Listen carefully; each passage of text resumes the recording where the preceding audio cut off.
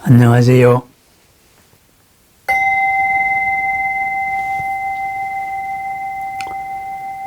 오늘 하루도 주인공으로서, 어부의 주인공, 시간의 주인공으로서의 보람된 하루를 축원합니다. 언제나 맑은 본래의 마음으로 살아가는, 본래의 지혜와 본래의 공덕으로 이루어 나가는 하루를 축원합니다. 자등명, 법등명 이런 말을 많이 합니다. 스스로를 등불로 삼고 법을 등불로 삼아라. 그래서 부처님 말로 유명하지요. 그리고 이 말은 이제 자주법주, 스스로를 섬으로 삼고 진리, 부처님의 가르침을 섬으로 삼아라. 또 이런 번역도 전해옵니다. 그래서 오늘은 이 자등명, 법등명, 자주법주에 대해서 한번 이야기를 해보려고 합니다. 원래의 의미는 자주법주입니다. 스스로를 피난섬으로 삼고 진리를 피난섬으로 삼아라. 그렇게 해서 이 문장을 보통 영어나 이런 데로 번역한 걸 보면은 피난처라고 번역을 합니다.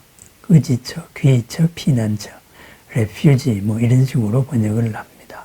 왜냐하면은 원래의 뜻이 등불이라기보다는 피난처가 맞기 때문입니다. 이 피난처라는 게 뭐냐 하면은 인도에는 우기가 되면은 비가 많이 옵니다.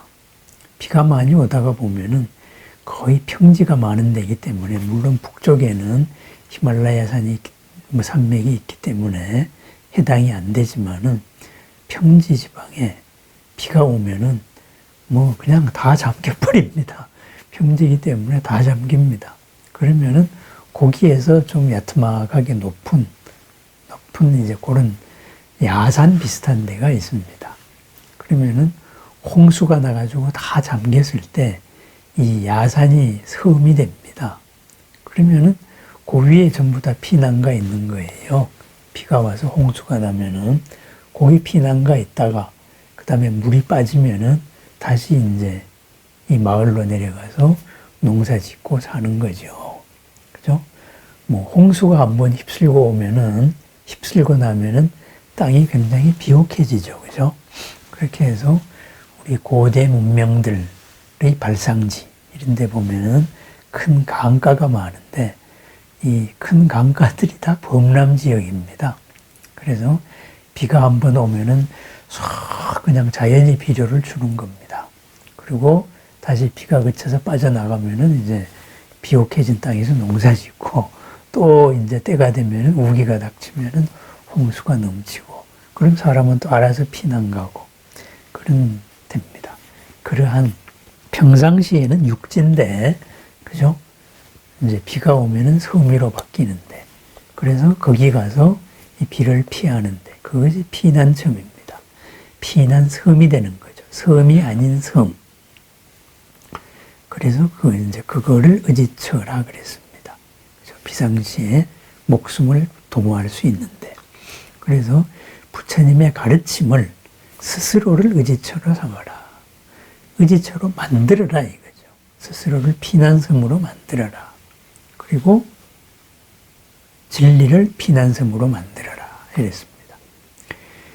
이 말씀은 아주 불교의 아주 특징을 말씀하는 겁니다. 그죠?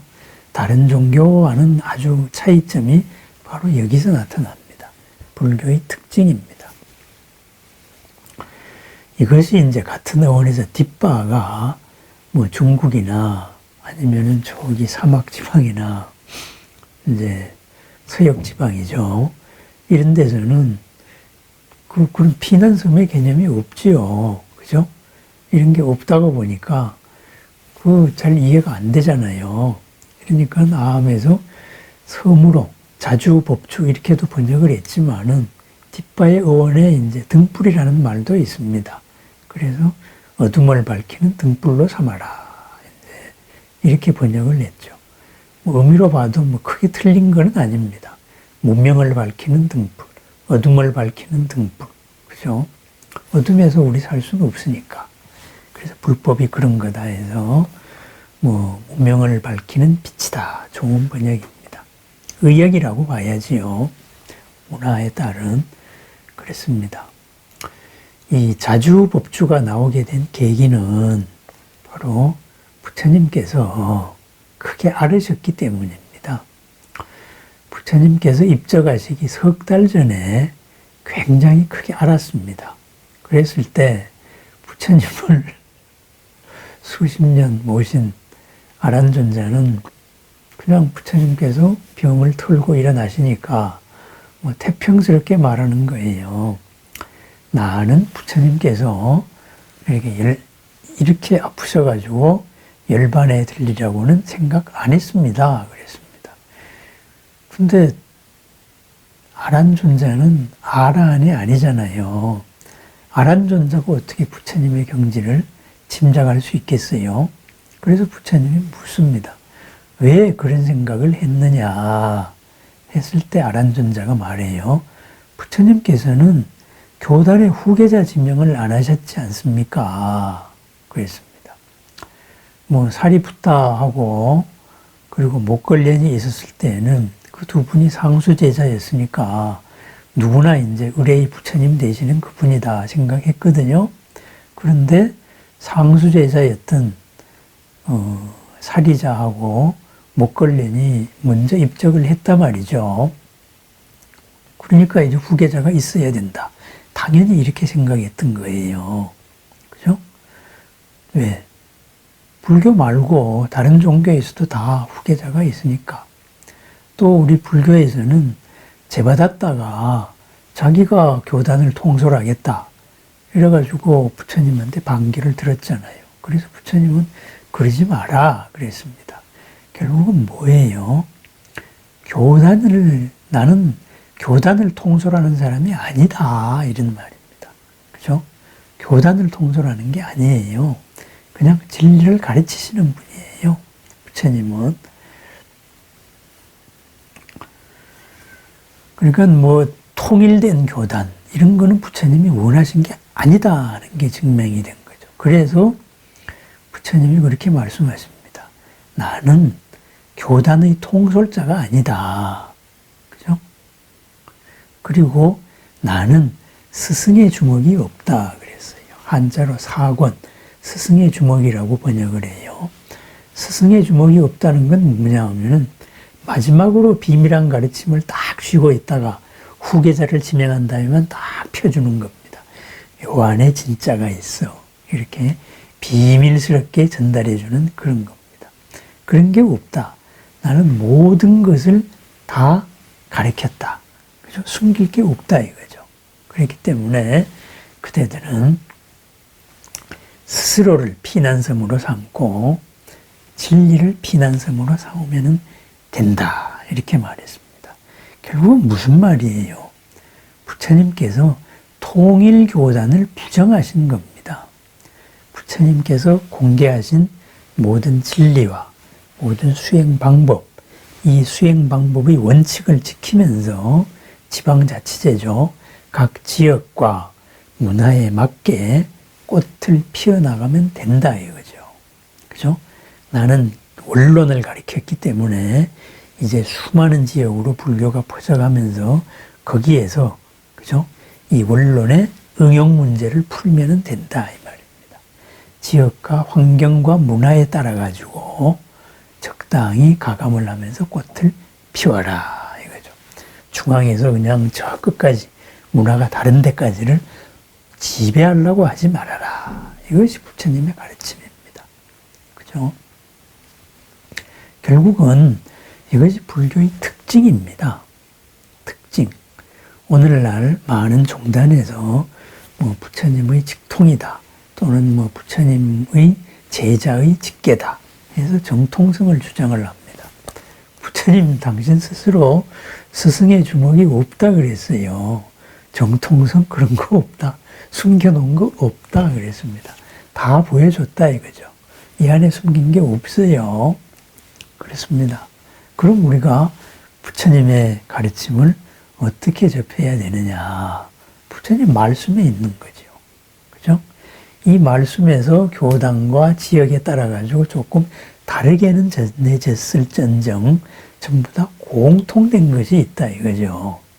우선 생각의 기본 틀로 연기가 있고, 그리고 마음을 닦아 나가는 걸로, 그리고 정념과 정정이 있습니다.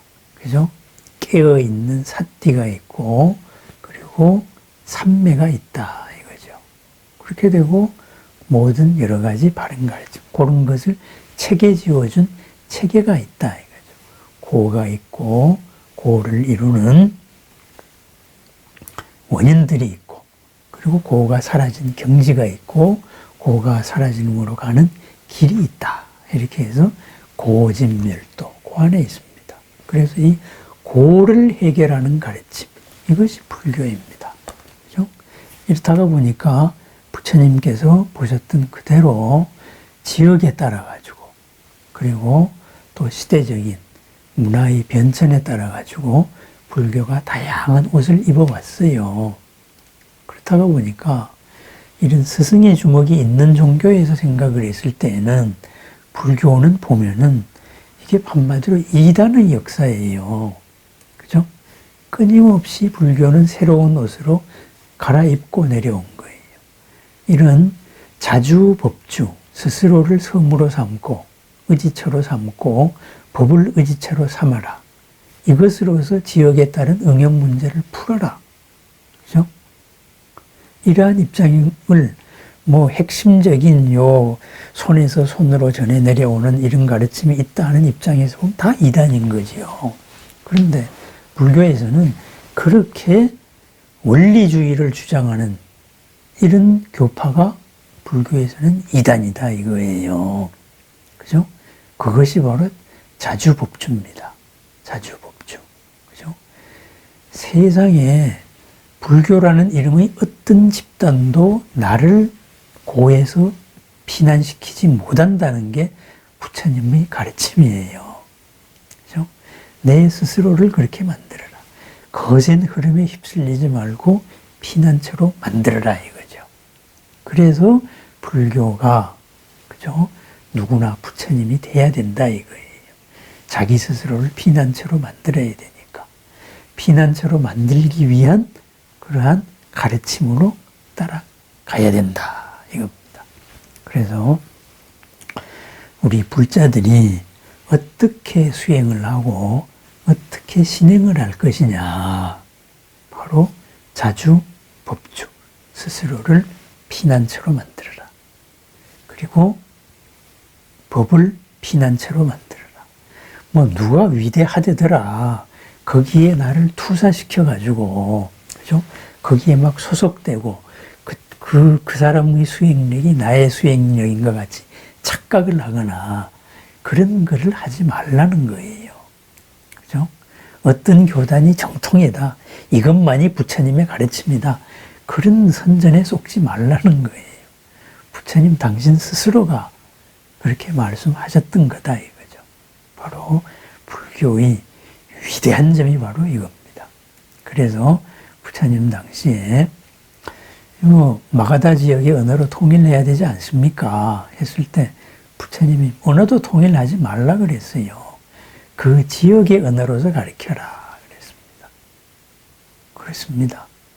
우리가 부처로 올라가는 그러한 고를 해결하는 오직 한 길이 중요합니다.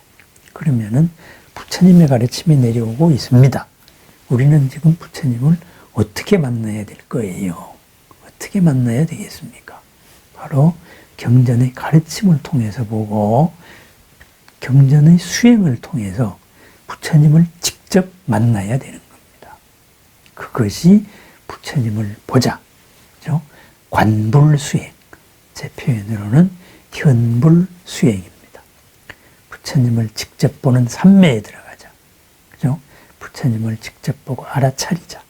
그리고 내가 일어나는 모든 번뇌, 이런 것도 알아차려서 걷어나가자. 그래서 영원한 부처님과 내 속의 부처님의 파장을 맞추자. 그래서 이 파장의 증폭으로서 서로가 부처님이 되자. 부처님이 되면은 어떻게 돼요? 영원한 삶을 사는 거예요. 걸림이 없는 자유의 삶을 사는 거예요. 다시는 한계 속에서 갑갑함이 없는, 괴로움이 없는 삶을 사는 거예요. 바꾸어 말하면은 누구나 와도 즐거울 수 있는 기쁜 삶을 사는 거예요. 누구나 와도 행복한 삶, 바로 그러한 삶입니다. 그것이 바로 정토입니다.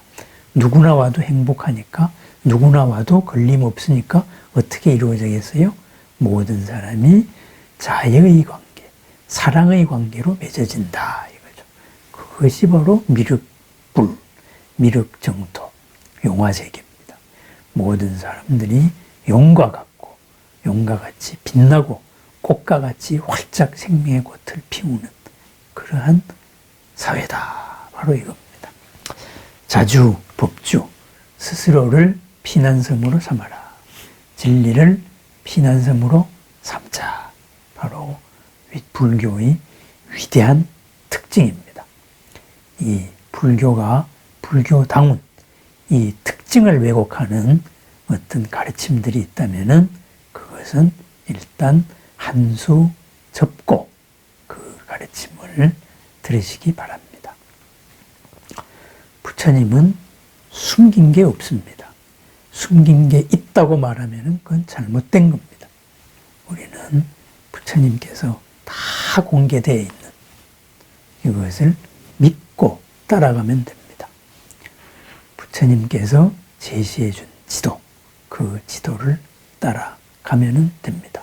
처음도 중간도 끝도 훌륭한 가르침, 처음도 중간도 끝도 이롭고 안락한 가르침, 이 가르침으로서 오늘 당장 이롭고 오늘 당장 안락할 수 있는, 행복할 수 있는 그런 행복을 찾아내야 됩니다. 그것이 우리의 의무입니다. 그죠? 그래서 그러한 이 현장에서 찾아낸 그런 이로움과 안락의 삶, 그것이 바로 불보살의 삼매에서 펼쳐진 불국토지요. 그렇습니다. 스스로의 불국토를 완성해 나가는 그러한 자주, 법주, 스스로를 피난섬으로 만들고 누구도 휩쓸고 가지 못하는, 그리고 부처님의 가르침을 피난섬으로 만드는 그러한 보람과 행복의 나날을 축원합니다. 네, 감사합니다. 언제나 깨어있는 하루, 행복한 하루를 축원합니다.